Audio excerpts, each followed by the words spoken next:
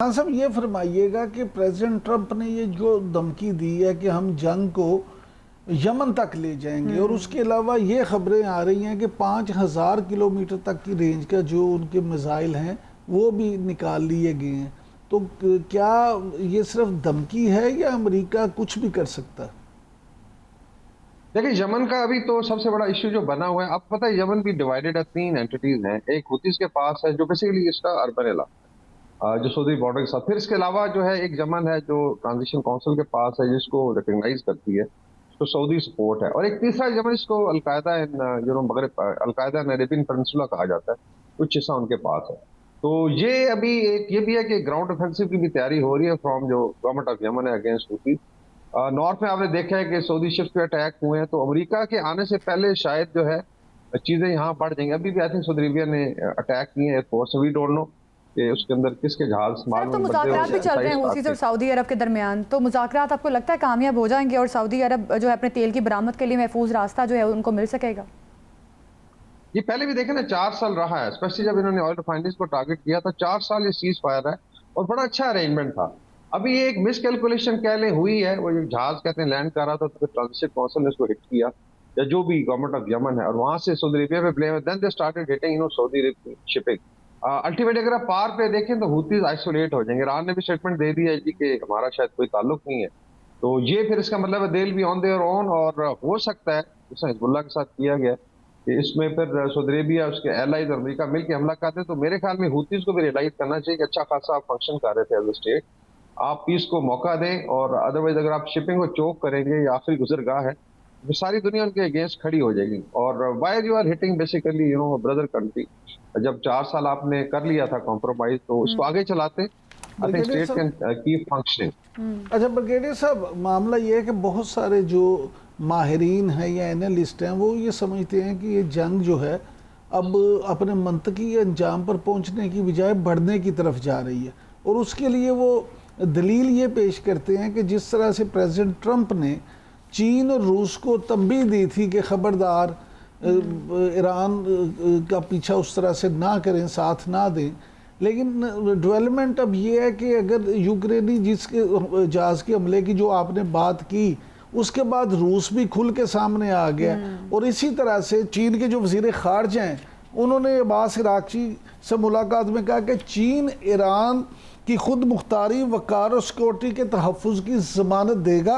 अगर अमेरिका की जानिब से ईरान पर बड़ा हमला हुआ तो चीन ईरान की मदद के लिए अमली तौर पर आगे आएगा। क्या आप समझते हैं कि चीन ईरान के लिए अमली तौर पर आगे आएगा सर?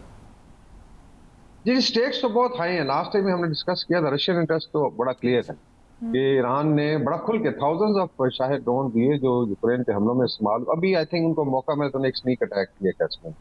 बाकी जो है देखें, जो टेक्नोलॉजी थी या ईरान के एयर डिफेंस में काफी सारा फ्रैंकली स्पीकिंग आपके लिए चाइनीज सपोर्ट रही है। बाकी डायरेक्टली वो कभी भी नहीं आए, या मॉरल सपोर्ट होती है। बाकी $400 अरब की उनकी लॉन्ग टर्म इन्वेस्टमेंट है। फिर ये कि खुदा ना खासा ईरान गिरता है और अगर जायनस लॉबी आई तो चाइना का बहुत बड़ा लॉस होगा, यहाँ से तो आउट हो जाएंगे ना रीजन से। तो दैट्स वाई आई थिंक जो आप बात कर रहे हैं उस पर बिल्कुल वेट है। दे वुड नेवर लाइक कि खुदा ना खासा ईरान को डिसमेंटल कर दिया जाए, और जहां पे है जो स्नैच, आई थिंक इससे ज्यादा जो है वो डिस्ट्रक्शन नहीं चाहेंगे।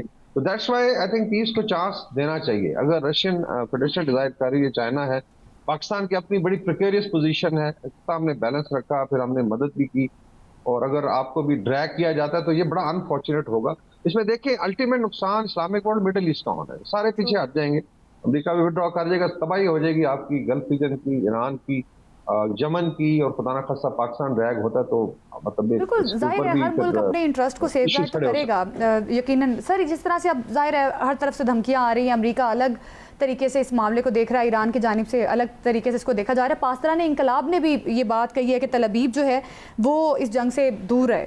तो आपको क्या लगता है कि इस पर इस स्टेटमेंट का कोई असर होगा इसराइल पर? इसको किस तरह से देख रहे हैं आप? जी, अभी तक तो डिटरेंस से काम किया है। जो आप बात कर रहे थे आई थिंक खैबर शिकन मिसाइल सिस्टम की, ईरान ने अभी तक टारगेट नहीं किया। आई थिंक जब से ये सीज फायर हुआ था तो इसराइल हैज बीन स्पेयर्ड, वो लगे हुए बिल्कुल। हैं लेबनान में हिजबुल्लाह को टारगेट करने या गाजा में। तो लेकिन हो सकता है, देखें अभी एक और बिल पास हुआ है आपको पता होगा कि यूएस कांग्रेस में जिसमें ऑलमोस्ट ये मर्ज कर गई हैं इजरायली फोर्सेस और अमेरिकन फोर्सेस एक ही बजट के तहत चलेंगे भी, तो उसकी डिटेल्स नहीं आई है। इसका मतलब है दिल फाइट लाइक वन आर्मी, या एक मिलिट्री है। ये भी क्या बिकॉज ऑफ दिस वॉर है या अगली फेज की तैयारी हो रही है, यू नेवर नो। इसलिए इसके ऊपर बड़ा मुश्किल है कमेंट करना कि कब तक ये डिटर रहेंगे। मेरे ख्याल में अभी भी ये जो विंडो अभी मिली है जिसमें 10 दिन सीज़फायर की बात हो रही है, पाकिस्तान ने भी रिक्वेस्ट की है, रीजन भी कह रहा है इसको एक्सप्लॉइट किया जाए। अदरवाइज आई थिंक ये एक रीजनल वॉर बन जाएगी और हो सकता है बड़े प्लेयर्स आ जाते हैं। तो देखें ना, अल्टीमेटली तो नुकसान इस्लामिक वर्ल्ड और मिडिल ईस्ट का है और बहुत ज्यादा तबाही होगी उसमें। फिर शायद रिकवर करने में फिर आपको डेकेड्स लग जाए। ब्रिगेडियर साहब, आप बार बार ये बात कर रहे हैं कि पीस को चांस देना चाहिए, तो जो ओमानी वफद इस वक्त ईरान में मौजूद है और वो भी पीस के लिए कोशिश कर रहे हैं, क्या आप समझते हैं कि उनको कामयाबी होगी? देखिए मेरे ख्याल में तो जो सेन एडवाइजर मे बी आईआरजीसी के पास अपनी कैलकुलेशन हो।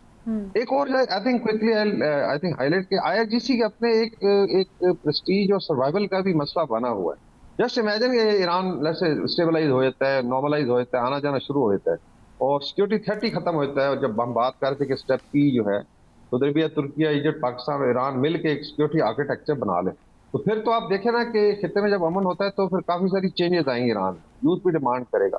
तो एक ये भी फैक्टर है कि अपनी जो सॉरी टू से जो चौधराहट है उसको मेंटेन करना। अभी ओमान देखें, ओमान के ऊपर भी हमला हुआ है, इनके शिप्स को भी, हालांकि स्टेट ऑफ हॉर्मुज को भी मिलजुल के इन्होंने डिसाइड करना था।